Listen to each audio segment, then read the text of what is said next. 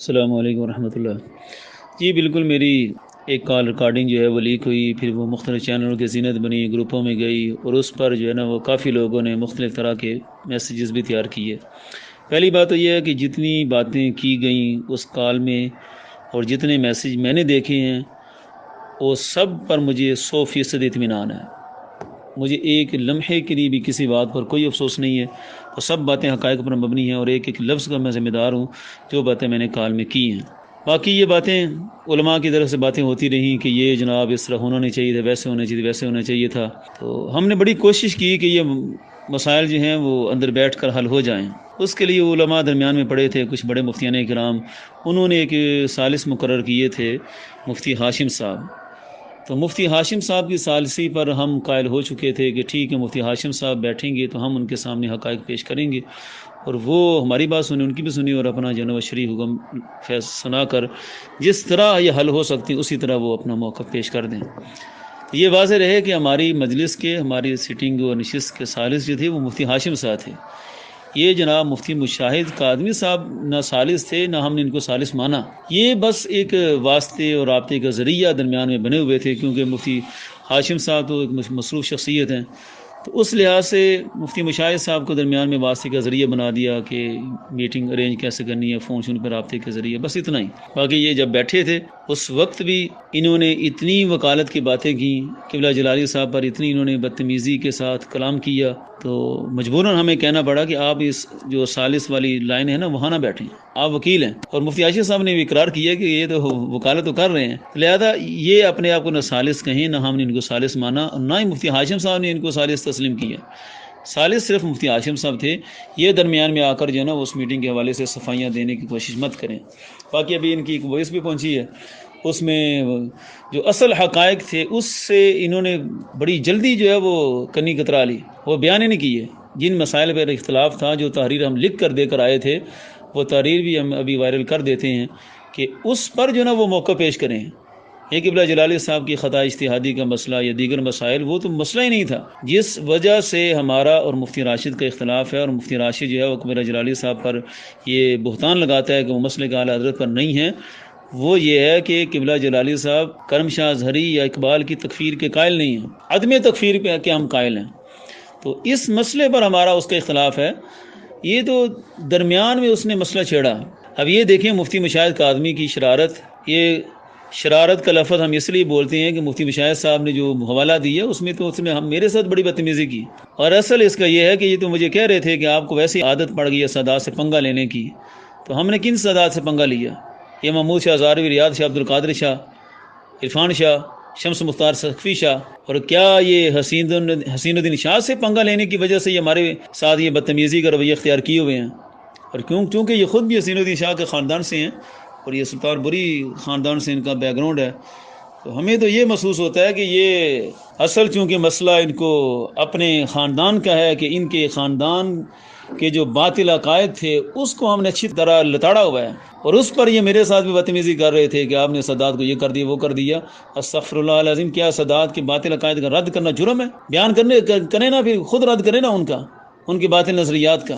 اس لیے انہوں نے اگر عقیدہ معصومیت کے لحاظ سے درمیان میں بات ڈال دی ہے، وہ تو ایک ضمن بات ہوئی تھی، اس پر بھی ہم نے اچھی طرح مطمئن کیا تھا، اتنا مطمئن تھا کہ مفتی راشد صاحب کے سامنے میں نے اعلیٰ حضرت عبارت پیش کی اجتہاد الانبیاء کے حوالے سے، تو اس پر یہ استغفر اللہ کہہ رہے تھے، اور مفتی مشاہد صاحب خیر سے ان سے میں نے پوچھا کہ آپ نے ڈاکٹر صاحب کا بیان سنا ہوا ہے؟ تو اتنی دیر سوچنے کے باوجود بڑا ادھر میں نہیں، خود بیان کریں کہ بیان سنا ہے کہ نہیں، یہ خود بیان نہیں سنا ہوا تھا اور باتیں ادھر کی کر رہے ہیں۔ لہٰذا یہ مفتی مشاہد صاحب درمیان میں بالکل نہ آئیں، نہ ان سے ہمارا کوئی واسطہ ہے۔ اصل ہمارا جو مخاطب ہے وہ مفتی راشد ہے، ان کو ہم جواب دے بھی نہیں ہیں، یہ تو آج ہم نے ان کا نام لے لیا، ورنہ ان سے ہمارا کوئی مسئلہ ہی نہیں ہے۔ ہمارا مسئلہ مفتی راشد سے ہے، اور فتویٰ مفتی راشد کا ہے۔ یا تو یہ بیان کریں کہ میرا بھی فتویٰ ہے پوری اہل سنت پر، جو علامہ اقبال کی تکفیر نہیں کرتے، جو کرم شاہ اظہری کی تکفیر نہیں کرتے، ان پر یہ فتویٰ صادر کر دے، پھر جلالی صاحب کا بھی حکم صادر کر دے، پھر ہم دیکھیں گے اس کی حیثیت کے مطابق ہمارا کون سا بندہ اس کو جواب دیتا ہے۔ لیکن اصل جس کے یہ وکیل بن رہے ہیں، وکیل صاحب جو ہے نا وہ بعد میں آئیں، پہلے موکل صاحب خود میدان میں آئیں۔ ہمارا مسئلہ سے مفتی راشد سے ہے، مفتی راشد صاحب خود میدان میں آئیں اور اپنے اس موقف کی وضاحت پیش کریں۔ رہی بات کہ یہ کہا گیا جی انہوں نے کسی کے بارے میں کچھ نہیں کہا، یہ نہیں کہا، وہ نہیں کہا، استغفر اللہ العظیم، اب ہم کیا کہہ سکتے ہیں۔ ویسے میرا اچھا مشورہ ہوگا کہ اگر مفتی مشائخ صاحب اس پر ہیں کہ راشد رضوی صاحب نے کچھ نہیں کہا، تو مفتی راشد صاحب پھر یہ برسر عام بیان کر دیں اور وہ کھل کر آ کر کہہ دیں کہ میرا کسی کی ذات پر کوئی فتوی ہی نہیں ہے، تاکہ مسئلہ ہی ختم ہو۔ وہ خود زندہ ہیں ابھی، اور وکیل یہ بنے پھرتے ہیں، جب تک موکل کا وکالت نامہ نہیں تو کیسے یہ وکیل بنیں گے۔ راشد صاحب خود بیان کریں کہ ان کا کسی ہستی کے بارے میں کوئی فتویٰ نہیں ہے، لیکن ایسا وہ کبھی نہیں کریں گے۔ انہوں نے جن جن شخصیات پر اتنے سخت بہتان لگائے، حضرت مولانا ابو داؤد محمد صادق رضوی صاحب، ان پر بھی کہا کہ ان کی رضویت بھی چین کی گڑی اور کالر اور سپیکر تک محدود تھی، وہ کون سے فکر رضا کے دائی تھے، ان کو بھی فکر رضا کا باغی قرار دیا۔ اور قبلہ حافظ عبدالستار سعیدی صاحب، ان کے بارے میں کہا کہ وہ تو طاہر القادری کے بڑے مداح ہیں، اور اپنے بارے میں کہا کہ میں نے خود سنا وہ کہہ رہے تھے کہ لوگ اب طاہر القادری کے بارے میں بھی باتیں کر رہے ہیں۔ تو یہ باتیں ضرور ہوئی ہیں، اس کا کوئی انکار نہیں کر سکتا۔ مفتی راشد محمود کہہ دے کہ میں نے یہ باتیں نہیں کی، کہے نا خود زندہ ہے، کیوں نہیں کہتا وہ؟ بات یہ ہے کہ اس نے یہ باتیں کیوں کی، اصل اس کے پیچھے وہ جو سارا میں نے بیان کیا وہ سارا کچھ چھپا ہوا ہے۔ اب عوام کے سامنے یہ کہنا کہ جناب ہم مسئلہ لے کر گئے تھے ایک شخصیت کو کافر قرار دلوانے کا، اور اس کے بدلے میں انہوں نے ہماری انگلی توڑ دی، تو یہ کہیں گے تو خود ہی ذلیل ہوں گے۔ اس لیے انہوں نے یہ راہ اپنائی ہوئی ہے کہ جناب قبلہ سعیدی صاحب جو ہیں وہ اپنا مناج القرآن کے بڑے مداح ہیں، اپنی بات کو کسی اور کے پیچھے چھپانا، کوئی اور پردہ ڈالنا، یہ وتیرہ انہوں نے بنایا ہوا ہے۔ تو باتیں بہت بڑی ہیں، تو اس کا حل جو ہے وہ بڑا آسان ہے، ہم مختصر حل پیش کرتے ہیں۔ وہ تحریر جو ہم نے لکھ کر دی تھی ایک دن پہلے نشست سے، وہ بھی ہم وائرل کرتے ہیں۔ اور دوسرا یہ کہ مفتی راشد صاحب کو آج بھی ہماری طرف سے دعوت ہے کہ وہ خود آئیں میدان میں، آفیشیلی اپنا بیان پیش کریں کہ یہ آج کے مسائل نہیں ہیں۔ اگرچہ لوگوں کو آج ادراک ہو رہا ہے، لیکن جیسے جیسے مفتی راشد صاحب لوگوں کو اپنے قریب کرتے ہیں، پھر علماء کے خلاف بغض و عناد برتے ہیں، پھر بڑی بڑی شخصیات کو گمراہ اور کافر قرار دیتے ہیں، یہ سلسلہ آگے سے آگے بڑھتا جائے گا۔ یہ 2004-05 سے تو میں دیکھ رہا ہوں، اس سے پہلے یہ پیدائشی طور پر کیا کر رہے تھے اس پر کچھ نہیں کہا جا سکتا۔ یعنی 18 سال پہلے ان کی کیا عمر ہوگی، تو تب بھی یہ باتیں کرتے تھے۔ اور میں جو باتیں کرتا ہوں اللہ کے فضل سے سارے میرے اپنے مشاہدے ہیں، یہ کوئی خبر نہیں ہے کہ کوئی آ کر سوشل میڈیا پر مشاہد صاحب کی طرح کہہ دے کہ جناب یہ سب کچھ غلط ہے۔ میں نے تو اپنی آنکھوں سے دیکھا کہ انہوں نے خادم رضوی صاحب سے کیا تکرار کی تھی جب ان کے پاس گئے تھے کہ آپ اقبال کو نہ پیش کیا کریں، آپ اقبال کو کافر مانیں۔ وہ تو ابھی ہم نے پردے رکھے ہوئے ہیں کہ کتنی کتنی عجیب و غریب بات انہوں نے کی خادم رضوی صاحب کے سامنے۔ تو اگر ان کے جنازے کا مسئلہ ہم سے پوچھتے ہیں تو وہ تو ہمارا مسئلہ تھا، ابھی بھی انہوں نے کتنے عجیب الزام لگایا کہ ان کو کافر قرار دیا۔ یہ اس مفتی کا عالم ہے، ہم نے کب کافر قرار دیا؟ ہاں، قول پر کفر کا حکم ہے۔ خدا کے مسئلے میں جو کسی غیر خدا کو خدا کہے، پیر کو، وہ تو تاج الشریعہ علیہ رحمہ کا بھی فتویٰ ہے۔ مفتی راشد خود بیان کرے نا کہ جس نے غیر خدا کو خدا کہا اس پر کیا شرعی حکم ہے، وہ تو تاج الشریعہ کو فتویٰ پڑھ کر سنا دے۔ خود وہ کہتا ہے کہ میں تاج الشریعہ علیہ رحمہ کے مسلک پر ہوں، لیکن فتویٰ پڑھ کر نہیں سناتا۔ تو وہ قول پر حکم کفر تھا، قائل کو ہم نے کافر نہیں قرار دیا، نہ قبلہ جلالی صاحب نے کافر قرار دیا۔ باقی وہ تو ہمارا مسئلہ تھا نا، اگر ہمارا مسئلہ تھا تو ہم نے تو ساری حجتیں دیکھ کر جنازے میں شرکت بھی کی۔ یہ خود اپنا بیان کرے کہ مفتی راشد رضوی جنازے میں شریک کیوں نہیں ہوا۔ صرف یہی وجہ تھی کہ علامہ اقبال کو انہوں نے کافر نہیں قرار دیا تھا اور بدلے میں پائپ مار مار کر کلاس سے نکال دیا تھا، اور جس شخصیت پر یہ تکفیر کا حکم لگانا چاہتے ہیں اس شخصیت کے نام پر خادم رضوی صاحب نے عمرے کیے ہوئے تھے، یہ سبب تھا۔ اور دوسرا یہ بیان کر دیں، آج کہتا ہے کہ میں نے جناب سعیدی صاحب کے بارے میں نئی باتیں کی، مختلف لوگوں کو بھی بتاتا پھرتا ہے۔ تو وہ جو تاریخی واقعہ ہوا تھا کہ جب یہ اپنی ٹیم لے کر گئے تھے، وہ ہارون کو آگے بھیجا تھا، اور قبلہ سعیدی صاحب نے جتنی پھر پھینٹی لگائی تھی اس کے بارے میں حقائق پیش کرے۔ چلیں آج بیان کر دے کہ قبلہ سعیدی صاحب کے سامنے سارے حقائق رکھے۔ اس سے پہلے مفتی عبدالحکیم ازہری صاحب، عبدالحکیم شرف صاحب اور دیگر مشائخ جتنے بھی تھے جامعہ نظامیہ کے، جو ہیرا میں جنازے پر گئے ہوئے تھے پیر اکرم شاہ ازہری کے جنازے میں، ان کے بارے میں تو پھر طویل کر دیتے ہیں۔ ممکن ہے یہ کرتے ہوں، واللہ عالم کرتے تو نہیں ہیں، لیکن وہ نہ یہ ہو سکتی ہے کہ ان کو عقائد کا علم نہیں تھا۔ انہوں نے تو باقاعدہ میٹنگز کی، انہوں نے تو پورے اجلاس بٹھائے اس مسئلے پر، لیکن پھر بھی اگر یہ کہیں کہ شاید ان کو علم نہ ہو، لیکن قبلہ سعیدی صاحب کو تو سارا علم تھا، اور علم دینے والے یہ خود تھے، مفتی راشد صاحب، اور ان کی ٹیم خود گئی تھی اور بدلے میں اپنی انگلی توڑوا کر آ گئے۔ تو ان کی ٹوٹی ہوئی انگلی جو ہے وہ ان کے لیے اوپر دلیل ہے کہ قبلہ حافظ عبدالسعید سعیدی صاحب ان کے موقف کے مطابق ان کو کافر قرار دینے کے قائل نہیں ہیں۔ اب یہ شرعی حکم صادر کریں جو ہم تحریر لکھ کر آئے تھے۔ آج تک مفتی راشد صاحب نے اس تحریر کا کوئی جواب نہیں دیا۔ 7 گھنٹے وہ بیٹھے رہے لیکن تحریر کا جواب نہیں دیا۔ ابھی تک وہ جواب ان پر قرض ہے۔ تحریر ابھی وائرل ہو جاتی ہے کہ سب اہل سنت پر جتنی بھی شخصیات ہیں جو ان کے موقف کے قائل نہیں ہیں، 2 اہم موقف ہیں، علامہ اقبال کی تکفیر اور کرم شاہ زری کی تکفیر، جو بھی ان 2 شخصیات پر عدم تکفیر کے قائل ہیں، اہل سنت کے نزدیک ان کا شرعی حکم کیا ہے؟ تو شخصیات پر حکم لگانے سے پہلے ایک کلی حکم لگائیں۔ کلی حکم لگائیں گے تو پھر ان سے اگلی بات ہوگی۔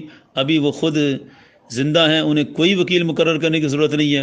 ہاں اگر ان کی طرف سے کوئی بطور وکیل بھی آتا ہے تو پہلے وہ اپنا وکالت نامہ ثابت کرے، مفتی راشد صاحب آفیشیل بیان دیں کہ یہ میرا وکیل ہے، یہ میری طرف سے کلام کرے گا، تو یہ ایسے ہی بات کرے گا کہ جو اس کی بات میری بات ہوگی، اس کا موقف میرا موقف ہوگا، وہ بیان کر دیں تو ہم کسی وکیل سے بھی بات کر لیں۔ لیکن خود چونکہ وہ ہیں، اور ایسا بھی نہیں ہے کہ کوئی مصروف ہے، نہ کوئی درس و تدریس کی مصروفیت ہے، نہ کوئی بڑا جامعہ، کچھ بھی نہیں ہے ان کا۔ ہم 11 دن کا انہیں ٹائم دیتے ہیں کہ وہ آفیشیلی بیان دیں، ہم ان سے بات کرنے کے لیے تیار ہیں۔ اور یہ واضح رہے کہ اب بات جو ہے نا کسی بند کمرے میں نہیں ہوگی، اوپنلی ہوگی۔ اور یہ ہم اس لیے کہتے ہیں کہ انہوں نے بار بار ہم سے، علماء نے بھی کہا، کئی لوگوں نے کہا کہ آپ قبلہ جلالی صاحب سے کی ملاقات کیوں نہیں کروا دیتے؟ وہ اسی وجہ سے نہیں کرواتے کہ یہ کئی ایسے موقع بنے کہ یہ بند کمرے میں خفیہ طور پر جو ہے نا وہ میٹنگ کرنے جاتے ہیں اپنے موقع پر، وہاں جو ہے وہ اچھی طرح ذلیل ہو کر آتے ہیں اور بعد میں آ کر شور مچانا شروع کر دیتے ہیں کہ میں نے جناب بہت بڑی جو ہے فتح کر لی ہے۔ اس کی ایک مثال جو ہے وہ جیلم میں انہوں نے مفتی ذکاء اللہ سعیدی صاحب، ان سے اقبال کے مسئلے پر انہوں نے 5 گھنٹے مناظرہ کیا اور وہاں یہ بڑی بری طرح شکست خوردہ ہوئے۔ وہ ریکارڈنگ میں نے سنی ہے، وہاں بھی انہوں نے شرط رکھی تھی کہ ریکارڈنگ نہیں ہوگی۔ یہ شرط رکھ کر اچھی طرح شکست خوردہ ہو کر باہر آ کر شور میں جانے لگے کہ میں نے تو یہ کر دی، میں نے وہ کر دیا، میں نے یہ مارکا مارا، وہ مارکا مارا۔ اب تو بلاؤ مفتی صاحب کا، مفتی صاحب نے خفیہ ریکارڈنگ کا بندوبست کیا ہوا تھا۔ تو یہی شرارت یہ یہاں بھی کرنا چاہتے تھے کہ آئیں اور ڈاکٹر صاحب سے ملیں اور باہر جا کر شور مچا دیں، جس طرح آج یہ شور مچا رہے ہیں۔ حالانکہ وہ تحریر کا جواب نہیں ابھی تک آیا، ایک جملہ نہیں لکھ سکے، پوری رات 7.5 گھنٹے بیٹھے ہوئے۔ وہ جملہ لکھیں گے تو پھر اگلے ان سے بات ہوگی۔ ہم 11 دن کا انہیں ٹائم دیتے ہیں، اپنا یہ آفیشیل بیان دیں کہ کب یہ اس مسئلے پر بات کریں گے اور اوپنلی بات ہوگی، کھل کر ہوگی، ادھر ادھر جانے کی ضرورت نہیں ہے۔ اور یہ بھی میں کچھ حقائق کے طور پر بیان کر دوں کہ ہم نے کتنی کوشش کی مصالحت کی۔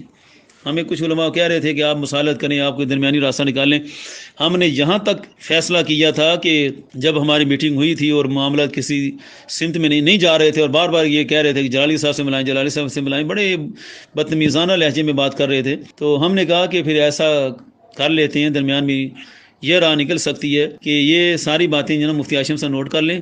ہم مفتی ہاشم صاحب کی میٹنگ کروائیں گے قبلہ جلالی صاحب سے، مفتی ہاشم صاحب اور جلالی صاحب بیٹھ جائیں گے اور جو بھی موقف ہوگا وہ اتفاق رائے سے پیش کر دیے جائے گا اور معاملات ختم کر دیے جائیں گے۔ ہم تو میٹنگ میں یہ کہہ کر اٹھے تھے، اور مشاہد صاحب کا پچھلا بیان سنی، یہ اس میں کہہ رہے ہیں کہ ایک طویل میٹنگ ہو چکی ہے اور کئی طویل میٹنگ جو ہیں وہ اس طرح کی متوقع ہیں۔ تو وہ طویل میٹنگ تو یہ تھی، لیکن یہ مفتی راشد صاحب جو ہے وہ شرارت پر تلے ہوئے تھے۔ ان کا مقصد ہی نہیں تھا مسئلہ حل کرنا، ان کا مقصد یہ تھا کہ ایک نشست اور باہر آ کر میں جو ہے شور مچانا شروع کر دوں، میں نے یہ کر دیا، میں نے وہ کر دیا۔ تو جتنا کچھ بھی کیا وہ سارا کچھ اپنے بیان کر دیا، اپنے وہ جو ہماری کال لیک ہوئی اس شخص کو ہم نے سارا کچھ بیان کر دیا۔ لہذا ہم تو اس وقت سے انتظار میں تھے کہ کب مفتی ہاشم صاحب آئیں اور ہم ان کی ملاقات کروا کر یہ سارے مسئلے جو ہے نا وہ درمیان میں حل کر دیں، لیکن یہ تمام حضرات ان کے حل کی طرف آنے نہیں چاہتے تھے۔ اس سے بڑا اچھا کوئی حل نہیں تھا کہ یہ مفتی ہاشم صاحب خود آ کر قبلہ جلالی صاحب سے ملیں اور میٹنگ کا ارینج کرنا، سارے انتظامات کرنا، وہ تو ہماری ذمہ داری تھی، ہم نے اس کا بوجھ اٹھایا ہوا تھا۔ لیکن ہم جب ان کو یہ ساری چیزیں بھیج رہے تھے کہ جناب ایک طرف آپ نے میٹنگ طے کی ہوئی ہے اور دوسری طرف آپ جو ہے نا وہ لوگوں کو شرارت پہ شرارت